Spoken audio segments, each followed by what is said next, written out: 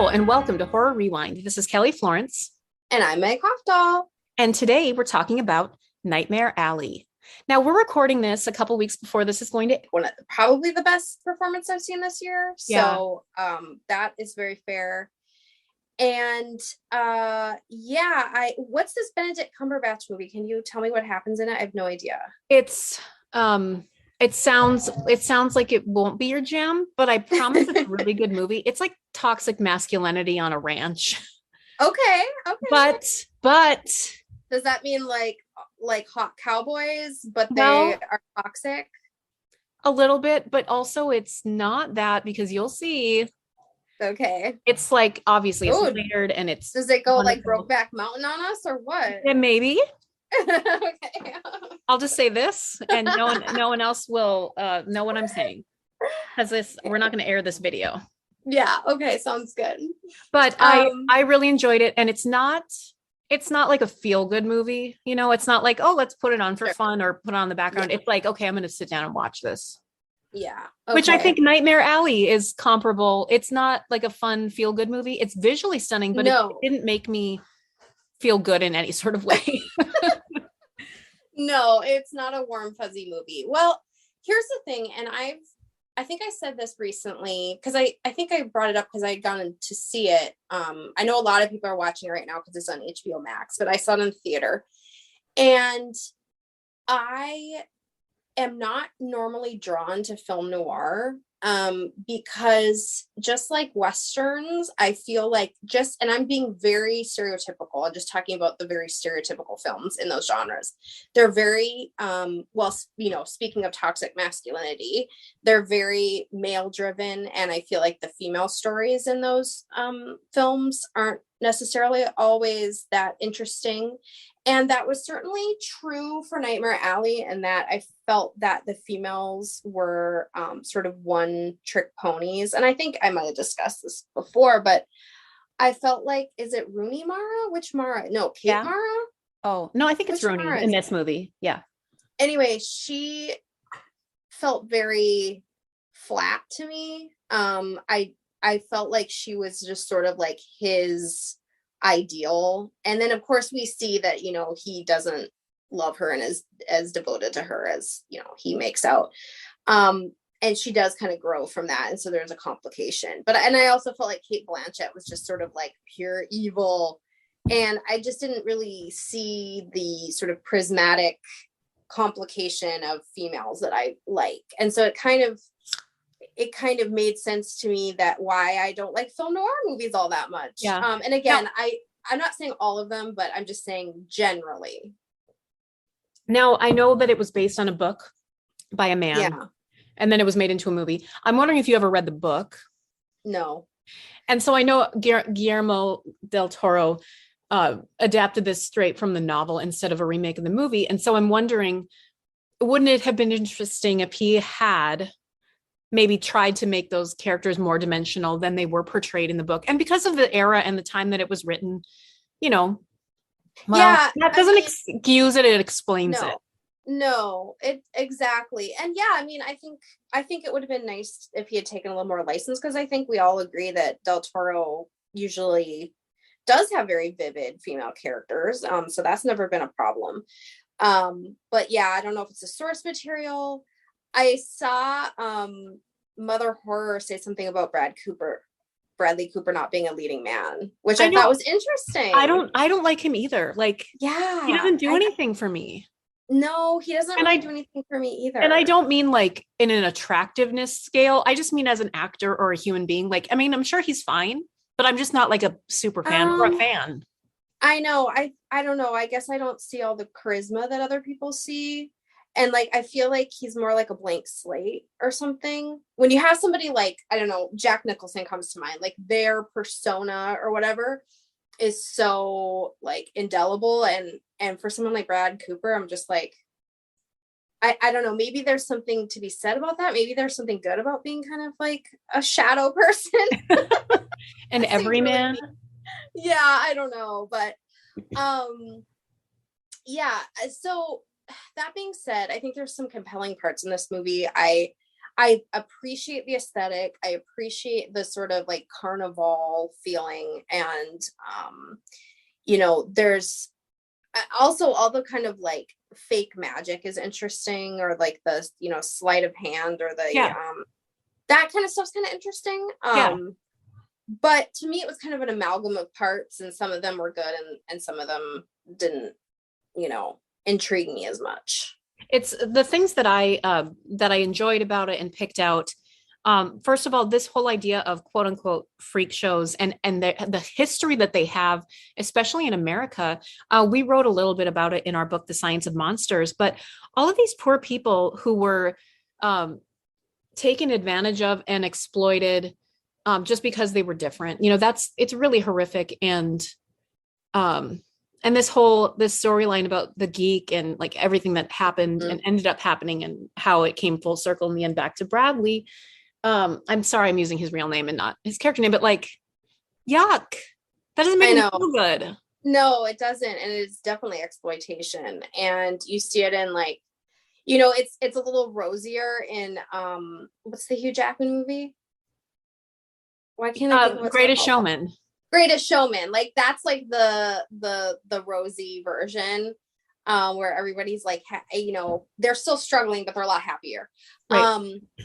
But yeah, I mean that I'm sure it would be interesting. I don't know if I've actually read a nonfiction book about that era. I've seen a lot of like, well, I guess Water for Elephants. No, that's fiction. But yeah, I would love to do some like more research about that era, because I think there's a reason like American Horror Story and this and different things have kind of brought that Carnival, yeah. So yeah. Oh, speaking of Carnival, makes me think, I'm sorry, I'm going on a tangent. Carnival makes me think of, why can't I think of any of his name today? Clancy Brown. Yeah. And my mom binged Dexter New Blood like in a day or two, and she was very upset about the ending. Oh. So then she said, okay, spoiler alert, I'm spoiler alerting Dexter New Blood, everyone. She was like, he would have never killed the guy, who he's wrestling in the at the last episode, he's wrestling the cop, the guy in the jail cell. Yeah. And she's like, he would have never killed him. I don't believe that. And then Luke's like, no, that was an accident. So Luke read it. He read an article. It was an accident that he shot, and then Dexter ducked, and then he ended up shooting himself. But not a lot of people understood that. Oh. So anyway, I was just wondering if you thought it was an accident, or I didn't. Yeah. Huh. So anyway, that was a really random tangent that had nothing to do with Nightmare Alley. That's okay. But you know what? It involved bars and being in prisons. Yeah. I was thinking, you mentioned this, how they were reading people. And I just this past week lectured on nonverbal communication and how you can read people just based on their nonverbals and, what they're wearing, how they're standing, what their eye contact is doing, if they're fidgeting, all these things. And they were using these basic communication techniques in order to read people and then read quote unquote. I thought it was fascinating seeing the behind the scenes of how they tricked these people. They burned the fake questions, the fake questions, thinking that they burned the real ones, and then they were feeding them information through the floor. I like that kind of stuff. That was interesting to me. I do too. I like kind of like, you feel like you're getting like into the secret world. And I mean, it totally makes sense. And we all want to believe that there are people out there with these higher perceptions. And maybe there are, but there are definitely people like this too, who will, do this and make money and fake it. And so, yeah, I like seeing how it works behind the scenes, and how they kind of how easy it is to pull one over on people when people want to believe. Yeah, I thought that was really great. Also, something that happened in the movie that we wrote about in our upcoming book, The Science of Witchcraft, there's tarot readings, and we got to have a tarot reading from from a practicing witch, and you'll have to read all about it in our next. Oh, you're just a master at this. I love it. I'm just You gonna can bring put the, anything. There's also a chapter about how we don't like Bradley Cooper. Just kidding. yeah. Has he been in a horror movie? I mean, I realize this is considered a horror This movie, might but be, yeah, I mean, this might be as close to, because I can't think. Not off the top of my head. yeah, Oh, no. No. No. I don't know. So I will say it got me thinking about a lot of things, as I mentioned, things that we've researched, things that I would like to research more. It was beautifully shot, obviously. I would have liked Guillermo to take a little, I'm calling him by his first name like I know him. I would like him to have taken more liberties, like you said, maybe with the source material and fleshed out some of these women a little more. Yeah. I mean, Kate Blanchett obviously is like gorgeous, and just looking at her on screen is just like, oh my god. And obviously her performance is good, and she's fun. I mean, she's evil, or so to speak. I mean, maybe evil's pushing it, but I don't know. Yeah, I just felt like both of the main women just needed some, I don't know, something to make them feel less cardboard to me. They just felt like they each represented the two archetypes of women, and it was just like, here's the sexy one who gets into trouble, and here's the perfect one. And I feel like in 2022 that's a little, I don't know, overdone. Well, let's not say any more about it, because I mean, we know how we feel. Yeah. And people who love it, you go you, and we're not going to love every movie, and that's okay. Let's give it a scale of 0 to 10, 0 being you hated it, 10 being you think it's a perfect movie. What should the scale be? What did they feed the geek? Like, Well, there's a chicken in the first scene. yeah. Right? That's so icky. Okay, is it too icky for you? What do you think? Tarot cards? Tarot cards with chicken guts on them? I guess so. There's a compromise. How many do you give Nightmare Alley? I'll give it a 6. I thought it was compelling in parts, but also kind of boring in parts. It was a little long. And it's a long movie, 2.5 hours. Yeah, it's a long movie, and I don't think I'd watch it again. Yeah, that's fair. I also before we even started talking, I thought about what my ranking would be, and I also think a 6, because it's beautifully shot, well directed. The acting is great. Like, it's just not my jam. Mm-hmm. That's okay. Willem Dafoe's like creepy in it and stuff. Oh yeah. You know what is my jam though? Writing books with you. And guess what, friends? We announced this a couple weeks ago, but if you're not on social media and you didn't see this, guess what? We have a 6th book coming out. Dun dun dun. Here's the drum roll, Meg. Brrr, announce it. It is The Science of Agatha Christie. I think people are going to be surprised. Yeah. I think, even though she is one of the most prolific authors, most best-selling authors of, time, she's not necessarily sort of in connotation with horror, because she's more of that kind of sort of, as they say, cozy mystery. But Agatha Christie for me was really one of my first insights into murder. So I grew up watching, I had a VHS of And Then There Were None, black and white version, and I remember watching it and then literally rewinding it and watching it again, and reading Agatha Christie before I ever read Stephen King. So I'm very, very excited about this project. How about you? Yeah, so excited. And we were just talking before we started recording about how one of the longest running plays of all time is Agatha Christie's The Mousetrap. And I was able to direct the play several years ago now at a community college. And what an amazing story, what compelling characters, the mystery, the horror. Like, I love it. Mm-hmm. I'm so excited. And to write about a woman, like, this is awesome. Yeah, we get to talk about her biography. I'm fascinated by her biography. I know that she really got into traveling to Egypt, and so I think that'll be fun to learn more about. And she went missing for a time. So I think that's going to be really interesting to talk about. She kind of like flew the coop and didn't really tell people where she went for a while. So that's going to be some fun investigating. And also, I think we should convince our publisher to pay for a trip to Belgium so that we can get in the mind of Poirot. Don't you think? Yeah, that sounds good to me. He's always so annoyed when people think he's French because he's from Belgium. And I just feel like we're not going to be able to like truly embody Poirot unless we are there, right? Yeah, I agree. Totally. Also, this is a call, a shout out to if you have an interesting story, an interesting angle, reach out and maybe we'll interview you for the book because we always, you know, this, we interview people in all of our books, friends. And so if you're like, hey, my cousin's best friend's, you know, dentist, you know, knew so-and-so, like, yeah, let's go. If you have murdered anybody on the Orient Express, let us know. That could be a hot lead.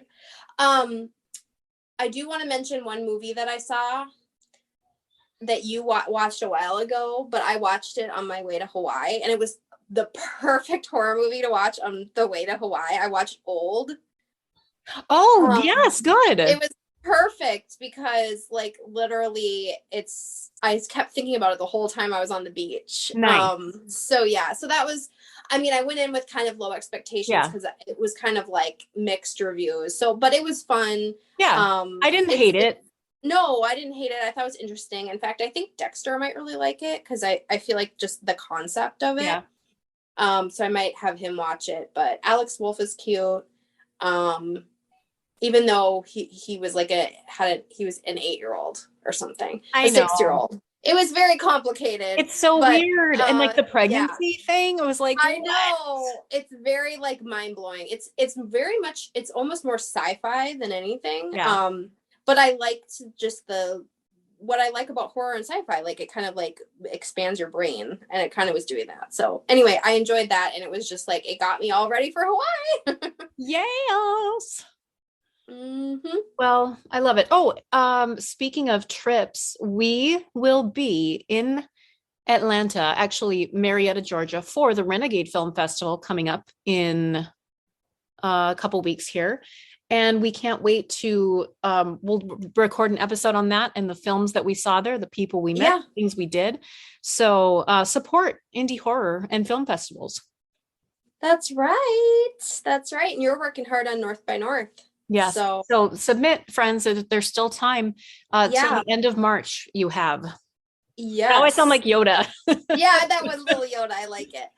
Another thing I wanted to mention is on my trip, I read the new book by Christy DeMeester called Such a Pretty Smile.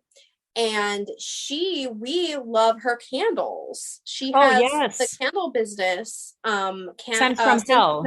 Scents from Hell, which I mean, those are my favorites. And they're all like horror movie based and everything. So you guys should check that out. But also this book was great. It was feminist. It was scary. It's about a mother and a daughter, the daughter being the age of our sons right now. So it was very pertinent, and you can get it at Barnes & Noble, anywhere, your indie bookshops. Give it a try. It's Such a Pretty Smile. Sounds good. Thank you for the recommendation. We always love recommendations. Well, I don't know what else to say, Meg. Let's just go watch more horror movies. You know, this is hard because you got me on 90 Day Fiancé. I know. I'm sorry. And now that's all I'm doing with my life. Like, and I it's so addictive. So I'm going to give you a pro tip. There's a couples that we think are boring, so we just fast forward through them, and then it saves minutes out of your life. Okay, maybe I just need to edit the couples that I'm watching. That's fair. Because there's certain couples that's just like, okay, this isn't even interesting. They're definitely not even going to get together because they can't. And I'm not I'm done with it. Yeah. So we started fast forwarding. Okay. That's not a bad idea because like I just am spending so much time watching that show. I know. And it's long. They're like 2-hour long episodes. I know. And there's so many. I'm just like, oh my God, there's another episode. So anyway, but I need to stop watching it so I can watch some horror. Yeah. I'm gonna get my Thankfully, the Mark and I watch it together, so I can only watch it when he's around. So Oh, it that's cuts down on like yeah. otherwise I'd be watching it all day. Yeah, that's what I was doing when I got back and I was all jet lagged. I watched it like all day. Fox was like concerned for my like mental health. He's like, "Have you been watching this literally all day?" I'm like, "Yes." Oh well. Oh well. All right. Well, Well, we I'm hope that excited about Agatha Christie. We better get to work. yeah. What would Agatha Christie do? She would already have written like 20 books Yeah. in the time that we recorded this. Yeah. I know every time we were just talking about other authors and it's like, well, they just have something new coming out all the time and we feel lazy, but I guess we do too. Like we're working. Yeah. Yeah. Although like at the airport, I was like, if I see one more James Patterson, Oh, come on. Sorry. Everybody can like James Patterson. I'm just saying there's more out there in the world, people. Like Agatha, read more Agatha. Yeah. This hopefully people will be like, oh my gosh, I got to start reading more Agatha before this book comes out. So that sounds like a good plan to me. Yeah. Until next time, we'll see you in the horror section. Bye. Bye.